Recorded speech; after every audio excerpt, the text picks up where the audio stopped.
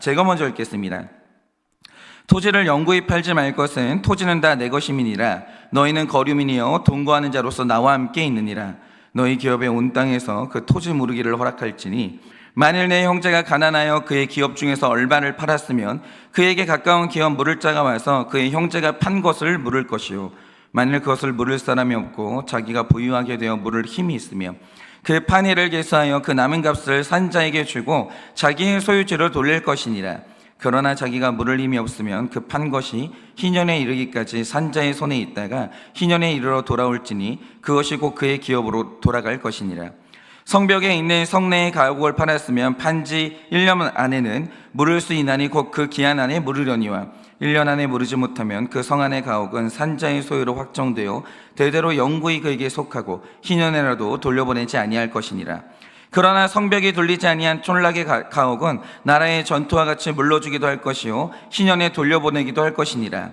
레위 족속의 성읍 곧 그들의 소유의 성읍은 가옥을 레위 사람이 언제든지 물을 수 있으나 만일 레위 사람이 물으지 아니하면 그의 소유 성읍의 판 가옥은 희년에 돌려보낼지니 이는 레위 사람의 성읍의 가옥은 이스라엘 자손 중에서 받은 그들의 기업이 됨이니라.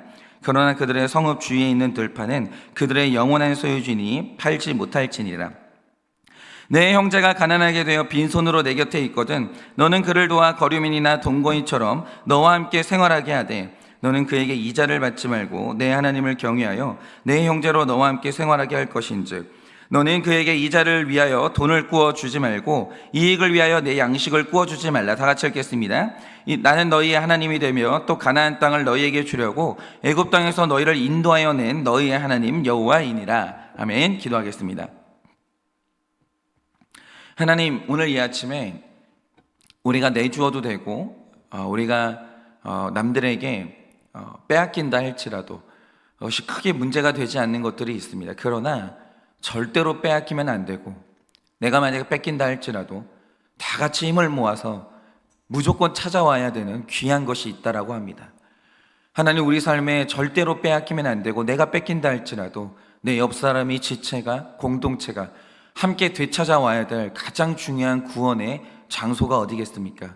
오늘도 우리에게 이 아침에 말씀하여 주시고 절대로 그것을 빼앗기지 않는 우리가 될 수 있도록 은혜를 허락하여 주시옵소서. 오늘 이 아침에도 말씀하시면 잘 듣겠습니다. 말씀하여 주시옵소서. 예수님의 이름으로 기도드립니다. 아멘. 네, 여러분이 오늘 말씀 중에서도 특별히 23절에서 28절 말씀을 보시면 장차 하나님께서 이스라엘 백성들에게 주실 이 토지에 관한 말씀이 나옵니다. 그래서 가만히 이 말씀을 보면요, 토지에 관해서 이렇게 정리할 수 있습니다. 지금 하나님이 말씀하시는 토지가 뭐냐? 일단 이 토지는 다 내 것인데 하나님이 자기 백성을 이 토지로 초대하시고 그들에게 분배하신 거예요. 그래서 이 땅은 절대로 잃어버리면 안 되는 것인데 문제는 살다 보면 여러 가지 사정으로 하나님이 나에게 주신 이 소중한 땅을 잃어버릴 때가 있어요. 사람은 그렇게 약하죠. 그런데 그때 하나님이 하시는 말씀이 뭡니까? 이왕 잃어버린 거 다 잊고 그 주제에 맞게 살아라, 이렇게 말씀하시는 게 아니라는 거예요. 25절 말씀처럼 네 주변에 힘 있는 친족이 있거든 그가 기업 물으는 자가 되라 라고 하시는데, 여기서 기업 물을 자라는 것은 형제가 잃어버린 땅을 다른 형제가 돈 주고 되찾아 오라는 거예요. 그런데 만약에 26절 말씀처럼 본인이 되찾을 힘이 있다, 그러면 돈을 다른 데 쓰지 말고 일단 하나님이 그에게 주신 토지를 되찾으라는 거예요. 그런데 이도 저도 없다, 그러면 하나님이 희년에 다시 되찾아 줄 터이니 절대로 죽지 말고 버텨서 그 희년에라도 너는 그 땅을 찾으라는 거죠. 그런데 여기에서 나오는 이 토지라는 개념이요, 단순히 육적인 개념이 아닙니다. 이건 굉장히 영적인 개념이고 굉장히 중요한 의미가 있는데, 만약에 토지의 질로 따지고 보면 가나안 땅보다 훨씬 더 좋은 땅이 이집트 땅이에요. 그런데 그들이 출애굽을 하면서 이집트의 토지와 결별을 했다라는 거죠. 그런데 이때 하나님이 하시는 말씀이 뭡니까? 너는 이제 그 땅을 잊으라는 거예요. 그 땅 없어도 된다는 거예요. 지금 이건 단순히 땅에 관한 말씀이 아니에요. 토지에 관한 말씀이 아니에요. 그러니까 이 말씀을 하면서 토지 공개념 제도, 이걸 말하는 게 저는 좀 무리수가 있다라고 생각합니다. 이건 단순히 토지를 말하는 게 아니라는 거죠. 여러분, 이거 아브라함도 마찬가지입니다. 아브라함이 처음 약속의 땅으로 부름받을 때 여러분 잘 아시는 것처럼 가나안 땅으로 직행한 게 아니고요, 중간에 하란이라는 땅에 멈춰서서 거기 머물게 됩니다. 그런데 그랬던 이유가 뭐냐면 하란이 너무 좋은 땅인 거예요. 여기 있으면 굶어 죽지 않아요. 그런데 그 땅은 지켜야 될 땅이 아니라 반드시 떠나야 될 땅이라고 말씀을 하시는 거예요. 그러니까 하나님이 오늘 토지를 말씀하시면서 이 땅은 내가 너에게 준 땅이기 때문에 반드시 지켜야 되는데, 네가 지킬 힘이 없으면 너의 친족이 찾아주고, 네가 찾을 힘이 있으면 다른 모든 것들보다 내가 너에게 준 그 땅을 되찾으라는 거예요. 그리고 만약에 이도 저도 아니면 희년까지 버텨서라도 내가 너에게 준 이 토지는 반드시 지켜야 된다라는 거죠. 그러면 이 토지가 도대체 뭘 의미하냐, 이거예요. 이거 너무 중요한데. 그래서 제가 글을 좀 읽어보다가 호남신학대학교의 구약학 교수님이신 이 강성열 교수님의 이제 글을 읽어봤는데, 이게 글의 제목이 뭐냐면 성경에 나타난 땅의 의미라는 제목이에요. 그런데 이 글에서 흥미로운 게 뭐냐, 자, 하나님은 영이시지만 우리가 사람이에요. 그래서 우리가 하나님과 만나고 성화의 삶을 살아간다라고 할 때, 양육받는다라고 할 때 반드시 영적인 인간은 물리적인 공간이 필요해요. 저는 우리가 예배 생활하고 신앙 생활 한다고 할 때 교회가 공간이 굉장히 중요합니다. 공간을 무의미하게 여기면 굉장히 큰 코 다칩니다. 모일 수 있고 함께 안정적으로 양육받을 수 있는 공간은 굉장히 중요해요. 공간이 필요하다는 거죠. 그래서 어떤 사람이 하나님께 구원받았다 그러면 그 구원이 시각적으로 표현이 되는데, 바로 그게 하나님이 정하신 공간으로 초청을 받는 거예요. 땅으로 초청받는 거죠.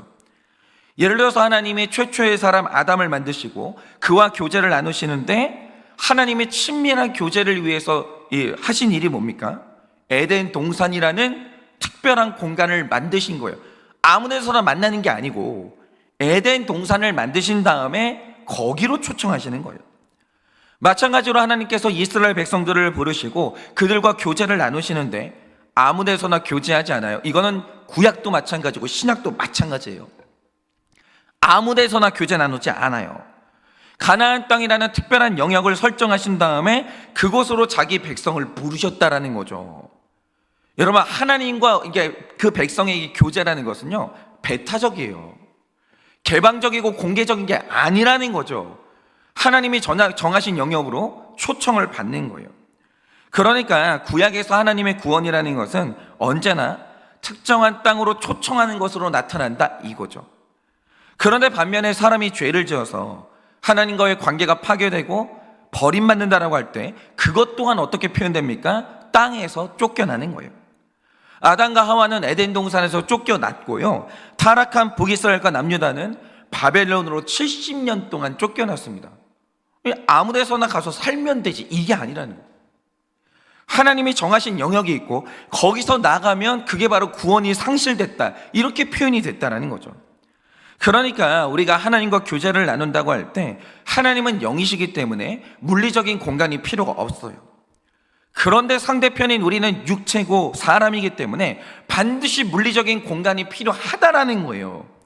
그런데 기억해야 될 것은요, 우리가 양육되고 하나님이 주시는 은혜를 공급받을 때 아무 데서나 되는 거 아닙니다. 아무 데서나 되는 게 아니에요. 하나님이 정하신 특별한 영역들이 있다라는 거예요. 그런데 오늘 말씀이 말하는 게 뭡니까? 내가 하나님이 주신 그 영역, 그 토지를 절대로 잃어버리면 안 되고, 설령 우리가 연약하여 잃어버린다 할지라도 주변의 도움을 받아서 되찾거나 본인의 힘으로 되찾거나 아니면 희년이 올 때까지 버텨서라도 반드시 그것을 되찾아야 된다는 거예요. 그러면 오늘 우리가 묵상해 봐야 될 게 뭐냐? 하나님이 정하신 바 은혜의 공급처로 지정된 우리가 절대로 잃어버리지 말아야 될 그 토지는 어디냐라는 거예요. 일단 우리가 이제 줄기차게 말씀드리는 중요한 토지가 있는데, 그게 먼저 뭐냐면 믿는 자가 만나서 이루는 신가정이에요. 여러분, 아무 가정에서나 하나님이 만나주시는 게 아니에요. 아무 결혼에서나 하나님이 만나주시는 게 아니라는 거예요. 하나님이 정하신 가정이 딱 하나인데 그건 바로 신가정이에요. 그리고 우리가 하나님과 우리가 만나는 이 믿음이라는 토지가 있죠. 아무 믿음이나 가진다고 하나님을 만나주는 게 아니에요. 그러니까 이게 이렇게 종교다원주의가 말하는 게 그거 아니에요. 아무거나 믿으라는 거예요. 근데 네가 만약 선하게 살고 도덕적으로 살면 하나님이 결국 만나 주신다라는 거죠. 거짓말입니다. 하나님이 믿음이라는 배타적인 영역을 만들어 놓으신 거예요. 그리고 오늘은 이것 외에 우리가 구원에 있어서 정말 중요하게 생각하는 토지가 있는데, 오늘은 이제 중심적으로 이 토지를 좀 말씀드리려고 해요.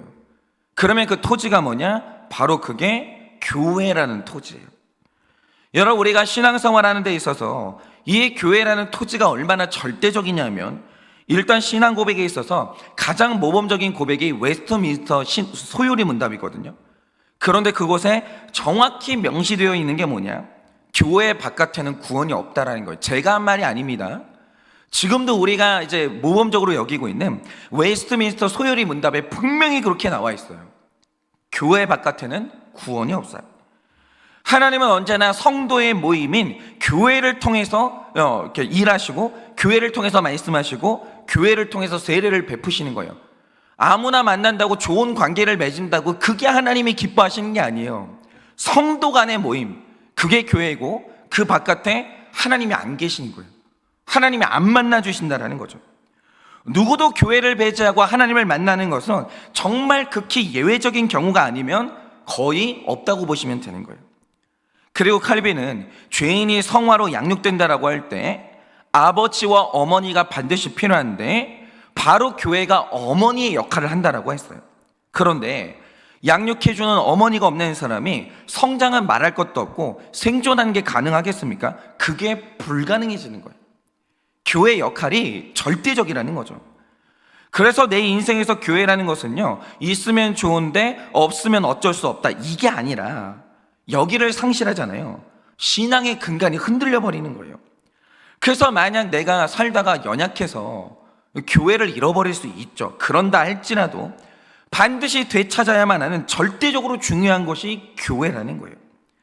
그런데 제가 이제 교회 역사를 보면서 하나 배운 게 있는데요, 어느 나라 어느 시대를 이렇게 막론하고 성도들의 신앙이 순전하고 교회의 성령이 충만할 때 보이는 현상이 뭐냐? 교회라는 공동체가 굉장히 단단해진다는 거예요. 그래서 사도행전 2장 46절이 말하는 것처럼 초대교회는요, 성령에 충만했고 부흥의 불길이 타오르는 교회였거든요. 그런데 이 교회의 특징이 뭡니까? 성도들이 성전에 모이기를 힘썼다라는 거예요. 여기에 힘을 모았다라는 거죠. 나는 교회 가야 돼. 성도를 만나야 돼. 내 인생에 공동체가 없으면 난 절대로 안 돼. 이게 마음에 확신했고 그들이 성전에 모이기를 힘썼다라는 거예요. 어떤 것도 교회를 향한 나의 발걸음을 막을 수가 없었다라는 거죠. 그리고 아나니아와 삽비라의 사건처럼 교회는 성도들의 죄를 무섭게 꾸짖는 권세가 있었고, 성도들은 교회의 권위에 순종하면서 하나님이 교회를 통해 일하신다라고 굳게 믿었어요. 교회가 내 삶의 중심이었다는 거죠. 이렇게 교회가 건강하고 권세가 있을 때 그 시대의 성도님들은 비로소 거룩하게 사는 게 가능했던 거예요. 노력한다고 거룩이 되는 게 아닙니다. 교회가 건강해야 거룩이 가능해지는 거예요. 하나님과 그런 거죠. 그러니까 하나님과의 관계에서 부끄러울 것이 없었다는 거예요. 그런데 성경에서 성전의 권위, 제사장의 권위가 무너진 시대를 사사시대라고 하는데, 여러분 사사시대의 특징이 뭡니까? 일단 성직자들이 하나님과 사역보다 밥을 더 두려워했어요. 먹고 사는 걸 더 두려워했다는 거죠. 그러니까 이 악한 시대의 특징이 뭐냐면, 이 성직자들의 사명이 흐려지고 그들이 타락하는 거예요. 그게 뚜렷한 특징입니다. 그리고 성도님들은 하나님에 대한 경외심이 사라지고 성직자의 권위를 무시하기 시작해요. 이게 뭐냐면 교회가 총체적으로 무너진 시기가 사사시대였는데, 그러면 자 보세요. 교회가 무너져도 성도들은 올바른 신앙생활을 할 수 있냐? 그게 아니었다라는 거예요. 교회가 무너지니까 성도들이 각자 자기 소견에 옳은 대로 살기 시작하면서 거룩이 완전히 무너져 내렸고, 그 과정에서 베냐민 지파는 소멸 직전의 위기까지 갔었다라는 거죠. 그러니까 제가 자주 말씀드리지만, 저는 구조를 진짜 중요하게 생각하는 사람이고, 한 개인은 내가 속한 구조의 건강함을 넘지를 못해요. 그래서 어떤 사람이 만약에 순기능적인 가정, 그 구조 안에서 내가 자라났다, 그럼 사실은 노력하지 않아도 건강한 사람이 돼요. 구조의 힘으로. 그런데 내가 만약에 역기능적인 가정에 속해 있었다. 내가 아무리 발버둥을 쳐봐도 그 안에 있는 사람이 병들 수밖에 없는 거예요. 구조가 그렇게 중요해요. 마찬가지로 하나님이 성도님들을 초청하는 이 구조가 교회인데 이건 너무 틀림이 없는데요. 일단 그 교회의 지도자가 하나님의 말씀 앞에 바로 서 있고 성도님들이 그 지도자를 신뢰하면서 다 같이 한 마음으로 말씀이 왕노릇하는 교회의 구조 안에 있다라고 하죠. 그러면 목사나 성도들이나 개인이 애쓰고 힘쓰지 않아도 내가 속한 구조의 힘 때문에 저절로 거룩해지는 게 있는 거예요. 교회가 그렇게 중요한 거예요. 좋은 교회에 몸담기만 해도 그 사람은 저절로 거룩해지는 게 가능해지는 거예요. 예를 들어서 우리가 물살이 센 강물 앞에 있어요. 그런데 한 사람이 물과 맞서면서 올라가려고 해보자 이거죠. 그러면 앞으로 나가는 게 너무 힘들기도 하지만 힘이 빠지잖아요. 반대 이 물살로 그대로 휩쓸려 가는 거예요. 그런데 반대로 내가 흐르는 강물을 등지고 흐르는 강물에 힘을 받아서 걷는다라고 하죠. 힘쓰고 애쓰지 않아도 돼요. 내가 속한 강물의 흐름 때문에 저절로 걸어가지는 게 있고 설령 내가 걷지 않아도 그 강물에 몸을 맡기면요 두둥실 떠가면서 목적지로 도착을 하게 되는 거예요. 그러니까 우리가 건강한 교회에 소속된다는 건 절대적으로 중요한 일이고 교회의 질서에 순종하면 인생의 방황이 끝나는 거예요. 그러니까 좋은 교회가 뭐냐? 거룩하지 않으면 견딜 수가 없는 교회가 있어요. 이 교회가 죄를 버리지 않으면 이 견딜 수가 없는 구조를 가진 교회가 있다라는 거죠. 너무 괴로운 거예요. 내가 죄를 가지고 있고 내가 하나님 앞에 올바른 길을 걷지 않으면 너무 괴로워지는 교회가 있어요. 그런데 내가 거룩하면 너무 즐거워지는 구조를 가진 교회가 있다는 거죠. 거기 몸담고 있어야 돼요. 그게 진짜 좋은 교회예요. 그래서 제가 참 좋게 보는 것 중에 하나가 뭐냐면요, 제가 어떤 성도님들을 보면 교회를 얼마나 중요하게 생각하시는지, 만약에 불가피하게 이 다니던 교회를 떠나서 새로운 교회를 찾는다라고 할 때 너무너무 신중하게 찾고 사람들한테 계속 물어보고 얼마나 치열하게 검증을 하는지, 저는 그 모습 자체가 너무 좋아요. 너무 귀해요. 그렇죠. 만약에 사람이 교회의 중요성을 모르면 아무 교회나 가죠. 교회가 다 똑같지 그러면서 아무 교회나 가겠죠. 신중함을 갖겠습니까? 그런데 이런 분들은요, 내 구원과 거룩의 교회가 얼마나 중요한지를 알고 좋은 교회를 만난다는 게 이 마음의 소원이기 때문에 정말 신중한 분들이 있어요. 정말 좋은 자세입니다. 교회가 중요하다라는 거예요. 반면에 제가 너무 걱정하는 게 뭐냐면요, 어떤 분들이 이제 한 교회를 정하지 못하고 계속 방황하는 분들이 있어요. 그리고 뭐 이 교회가 이거 하나밖에 없냐? 뭐 아무 교회나 가면 되지 이러면서 등록도 안 하고 떠돌아다니는 분들이 있는데, 정말 여러 가지 이유가 있겠지만 그 중심에는 교회가 내 거룩과 구원에 얼마나 절대적인 영향을 미치는지 이걸 몰라가지고 그럴 가능성이 있다라는 거죠. 그런데 여러분, 저는 목장을 할 때마다요, 교회가 공동체가 얼마나 중요한지, 한 사람이 거룩하고자 할 때 좋은 교회를 만나지 못하면 이거 불가능하구나, 어떤 사람이 구원을 받는다라고 할 때 교회가 없이 불가능하구나, 이걸 저는요 소그룹 모임을 할 때마다 뼈저리게 느껴요. 제가 지난주 금요일에 이제 목장을 하다가 한 부부의 나눔을 들으면서 진짜 감탄하기도 하고 감동도 하고 그 지체들의 모습에서 제가 굉장히 많이 배운 게 있거든요. 일단 이렇게 제가 말씀드리는 이 부부는 모든 일에 잘 맞아요. 취향도 잘 맞고 뭐 둘이 뭐 사이좋게 지내는 것 같아요. 굉장히 잘 맞아요. 그리고 딱 봐도 너무 좋은 두 사람이 만난 게 맞아요. 근데 문제가 딱 하나인데, 그게 뭐냐면 이 부부가 감정을 교류하는 게 굉장히 애를 먹는 거예요. 그래서 이게 얼마나 고통이 되는지 생각보다 심각한 지경까지 온 것 같은데, 이 부부가 그 문제를 해결해 보려고 노력을 안 했겠습니까? 아니죠. 이 부부가 서로 사랑하고 노력하는 사람들이기 때문에 대화를 많이 해봤어요. 이 문제를 놓고. 그래서 서로 인내하면서 엄청난 노력을 했다라는 거죠. 그런데 이상하게 다른 건 다 좋은데 감정을 교류하는 부분이 너무 어려운 거예요.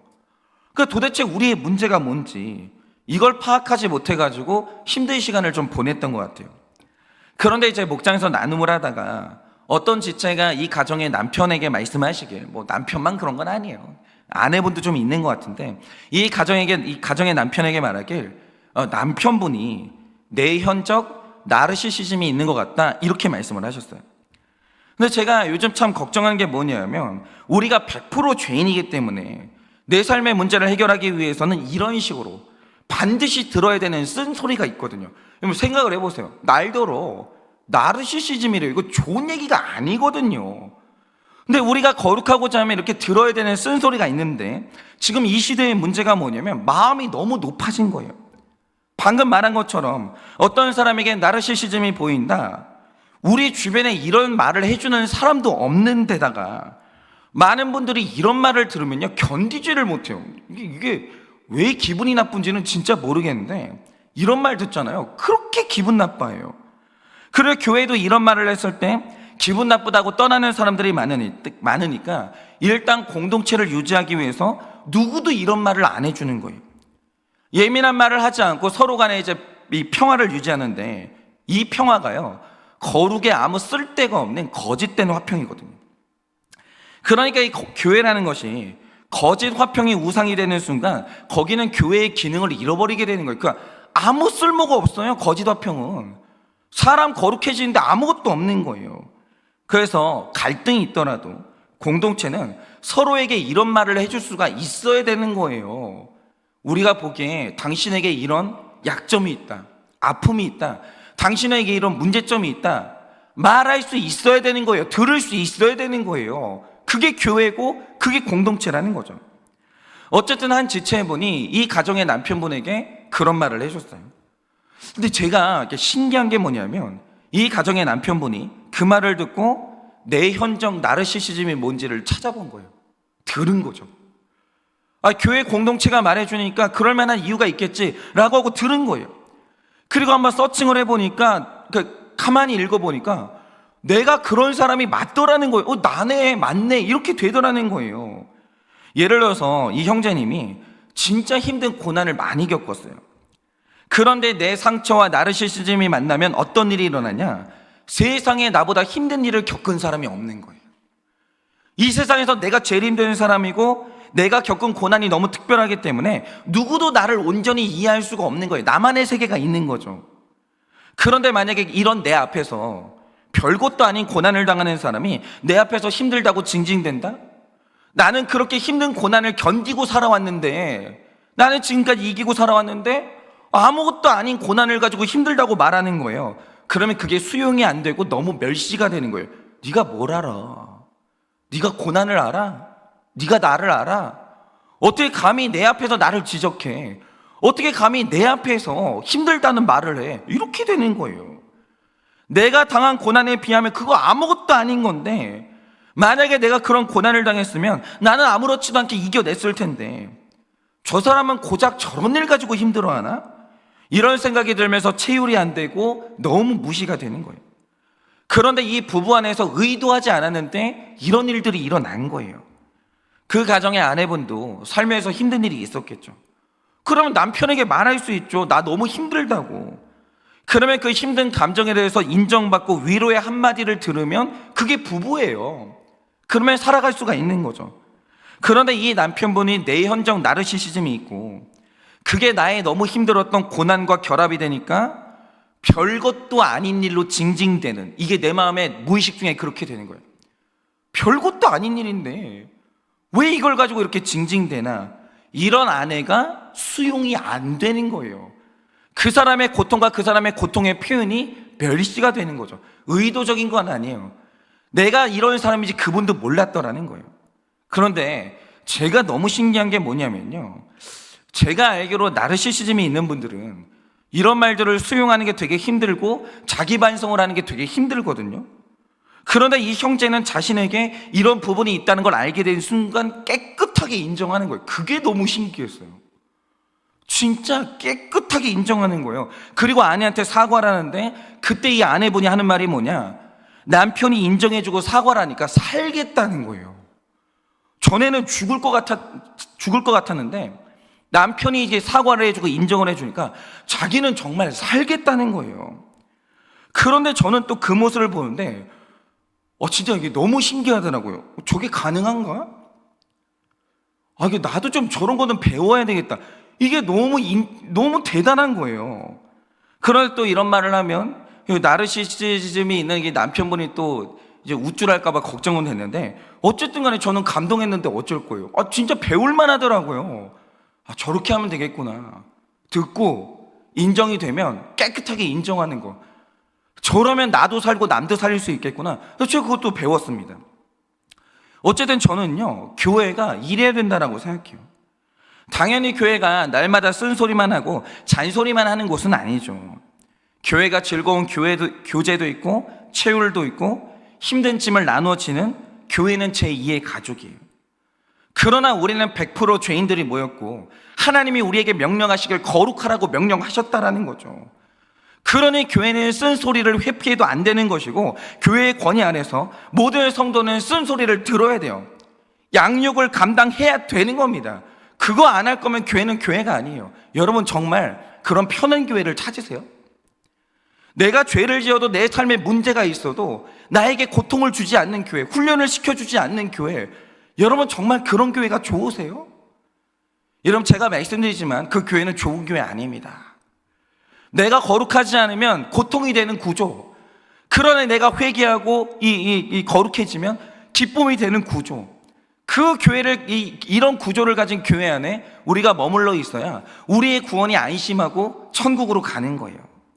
그러니까 나를 양육하는 건강한 교회는요, 절대로 잃어버려서는 안 되는 것이고, 만약 잃어버린다고 해도 반드시 되찾아야만 하는 절대적으로 중요한 토지가 바로 교회라는 거죠. 그리고 제가 여기서 오늘 말씀은 여기가 되게 중요한데요, 오랜 시간 제가 기도하고 기다리면서 하나님이 말씀을 주실 때까지 기다렸던 메시지가 하나 있습니다. 근데 오늘 제가 말씀을 주시니까 제가 이제 좀 나누려고 하는데요, 일단 저는 하늘교회 성도님들과 이런 이야기를 하게 된 게 너무 기뻐요.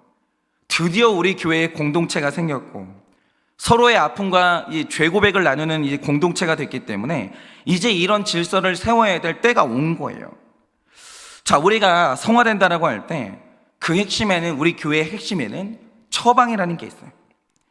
그런데 우리의 처방은 경험으로 하는 것도 아니고 절대로 지식으로 하는 거 아닙니다. 최종적인 처방은 심리학으로 하는 것도 아니에요. 언제나 우리의 마지막 처방은 하나님의 말씀과 질서에서 나오는 것이고, 말씀과 질서가 있는 처방은 하나님이 지지해 주시기 때문에 반드시 협력하여 선을 이룹니다. 다시 말씀드립니다. 처방은 무조건 말씀이 있어야 되고 질서가 있어야 돼요. 이 두 가지만 잘 지키면 하나님이 이루어지는 처방에 대해서 합력하여 선을 이루십니다. 분명해요. 그런데 처방이 이렇게 중요하기 때문에 저는 처방을 할 때 정말 많은 과정을 거칩니다. 물론 모든 처방이 다 그렇진 않죠. 제가 그때그때 질문을 받으면 바로 대답하는 것도 있기는 해요. 그러나 제가 볼 때 정말 중요한 처방은 반드시 제 나름대로 이 과정을 거치는데, 일단 저는 처방을 하기 전에 그 사람을 알기 위해서 해당 목자님에게 굉장히 질문을 많이 해요. 본인에게도 질문을 많이 합니다. 그리고 제가 그 사람을 알기 위해서 굉장히 오랫동안 지켜보는 시간을 가져요. 그리고 드려야 할 말씀이 생겼을 때 말씀을 하게 되는데, 사실 이런 경우에 드리는 말씀은요, 대부분 기분 좋은 말은 없어요. 여러분 생각을 해보세요. 병원 가서 처방을 받아요. 치과를 가서 발치를 하든지, 아니 병원 가서 주사를 맞든지 쓴 약을 먹든지 뭐가 좋겠어요? 좋지 않죠. 대부분 제가 오랜 시간 기다렸다가 어떤 분의 죄에 대해서 이제 처방을 할 때 기분 좋은 말은 없어요. 기분 나쁜 말씀을 드리거든요. 그러니까 제 말을 들은 분들은 물론 부드럽게 수용해 주시는 분들도 많지만 때로는 저에게 화를 내시는 분들도 있고 저를 미워하는 일들도 일어나고 참 많은 말을 하시는 분들이 있어요. 그걸 제가 알아요. 알기 때문에 제가 어떤 처방을 하기 전에는 먼저 내가 들을 말들에 대한 각오를 합니다. 그리고 어떤 말을 들어도 사랑할 각오를 해요. 이 사람이 나에게 어떤 아픈 말을 한다 할지라도 끝까지 사랑하겠다, 기도로 제가 준비를 합니다. 이거는요 진짜 그래요. 그리고 제가 처방을 했을 때 어떤 일이 일어나든지 간에 하나님 앞에서 책임질 각오를 하고 그리고 처방을 하는 거예요. 그냥 처방은 아니에요. 그리고 이런 마음과 육체의 준비가 끝난 다음에 말씀을 드리고 난 다음에는 그분을 위해서 아침마다 기도해요. 여러 가지 과정을 거칩니다. 그러니까 이런 과정을 다 이제 수용한 다음에 제가 이제 처방을 드린 거예요. 처방은요, 절대로 쉽게 하는 게 아닙니다. 처방을 가볍게 하는 게 아니에요. 많은 묵상과 기다림의 시간과 각오와 기도가 없이는 처방하지 않아요. 그런데 제가 이렇게 중요한 처방을 목자님들께 위임을 한 거예요. 그러면 이 말 뜻이 뭐겠습니까? 제가 목자님들이 하는 처방의 결과도 내가 책임지겠다는 거예요. 그리고 그 처방에 대해서 내가 기도하겠다라는 거예요.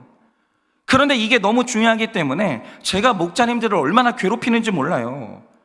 제가 목자님 한 분 세울 때 얼마나 오랜 시간을 들여서 양육하고 끝없이 가치관을 나누고 보고서를 보다가 잘못된 처방이 있으면 또 그분에게 쓴소리를 하고 바로잡기도 하고 이런 식으로 제가 올바른 처방이 있기를 위해서 많은 소통과 노력을 합니다. 그러나 아직까지는 이렇게 말씀과 질서 안에서 처방을 했으면요, 대부분 성령 하나님이 바람을 불으셔서 일해주는 게 있었어요. 그래서 제가 담대할 수 있었는데 문제는 제가 처방을 위임하지 않은 분들의 처방은 제가 어떻게 대처가 불가능하다는 거예요. 그러니까 이제 우리 목자님들이 본인이 처방했잖아요. 다 저한테 보고가 들어와요. 그 제가 관리가 가능하잖아요. 그런데 이 질서 바깥에서 여러분들이 사적으로 처방을 하기 시작하면 제가 관리가 불가능해지는 거예요. 그걸 놓고 제가 어떻게 기도를 하겠어요? 이게 안 되는 거죠.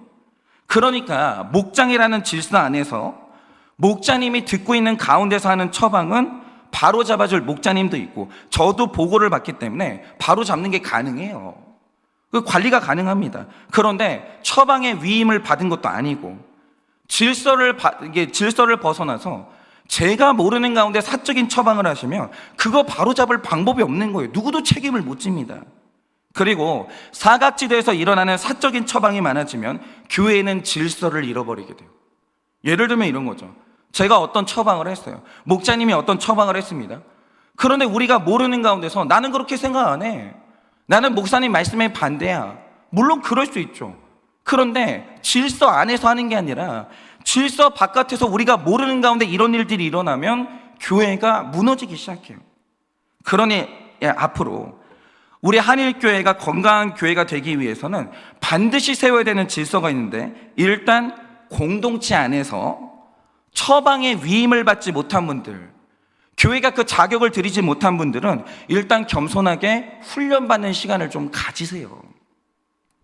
여러분, 우리 교회가 뭐 우습게 보일지 모르겠지만 절대로 얄팍한 교회 아닙니다. 여러분, 배우는 시간 좀 가지세요. 처방은 언제나 말씀으로 하기 때문에 큐티를 많이 하면서 말씀을 채우는 시간을 가지세요. 그러면 언젠가는 하나님께서 자격을 주십니다. 누구나 하나님이 부르시는 그날에는 훌륭한 사역을 하실 수 있어요. 그러나 그 전에라도 우리가 우리 생각을 말할 수 있죠. 그러면 통로가 있는데 목장이라는 질서 안에서 목자님이 각자의 생각을 좀 말해달라고 하면 그때는 안전하니까 목장 안에서 서로의 생각을 나누면서 서로에게 해줄 말을 해주시면 너무 좋겠어요. 그러니까 우리가 바로 잡을 수도 있고 서로 이야기를 하면서 우리가 하나의 의견을 이렇게 가질 수 있는 거죠. 그러면 질서 안에서 하나님이 각자의 입술을 통해서 말씀하시기 때문에 그때 말해주시면 부작용이 거의 없어요.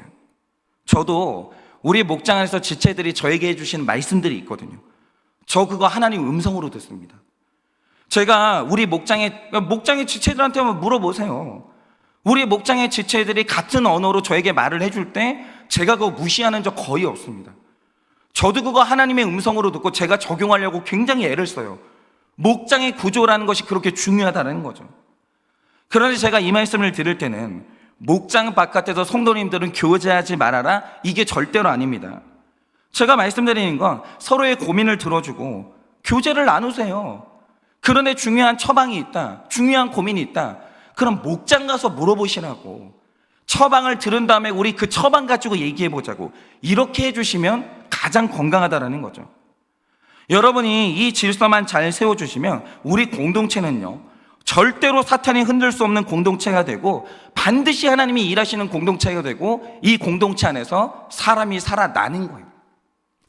아직 문제가 없기 때문에 이 말씀을 미리 드리는 거예요. 그리고 이것만 잘하면 우리가 교회를 아름답게 지킬 수가 있는 거예요. 그러니 우리 모두가 다 이 교회라는 생명의 토지를 잘 지키셔서 구원받는 그날까지 은혜를 누리시는 여러분 되시기를 예수님의 이름으로 축원을 드립니다. 이 시간에 제가 기도하고 축도함으로 마치겠습니다. 기도하겠습니다. 하나님, 이 땅에 교회라는 너무 중요한 토지를 주셔서 감사합니다. 하나님, 이 교회 안에 하나님께서 목회자를 세우시고 우리 장로님들도 세우시고 권사님들도 세우시고 사랑하는 우리 성도님들을 모이게 하셔서 우리가 교회를 이루고 질서를 이루고 이렇게 주님의 음성을, 주님의 말씀을 나눌 수 있도록 허락하신 주님 정말 감사합니다. 하나님, 교회가 없이 우리가 어떻게 양육이 되고 우리의 구원을 지킬 수 있겠습니까? 하나님이 우리에게 교회라는 선물을 주셨으니 이 선물이 얼마나 귀한지를 깨닫게 하여 주시고 이 선물을 잘 지켜서 이 교회와 질서 안에서 하나님의 음성을 따라서 거룩하여지는 우리가 될 수 있도록 주님이 은혜를 허락하여 주시옵소서. 마음에 시험이 들 때라도 기도하며 이기게 하여 주시고 그래서 이 교회라는 토지를 반드시 지켜낼 수 있도록 우리에게 힘과 능력을 허락하여 주시옵소서. 지금은 우리 주 예수 그리스도의 은혜와 하나님 아버지의 그 크신 사랑과 성령님의 위로하시고 교통하여 주시는 그 역사하심이 정말 이 교회가 얼마나 중요한 토지인지를 깨달아 어떤 경우가 있어도 잃어버리지 않고 반드시 되찾아 이 안에서 양육받고 또 구원의 기쁨을 누리기를 원하는 사랑하는 우리 모든 성도들의 머리 위에 지금으로부터 영원 무궁토록 함께 있을지어다. 아멘.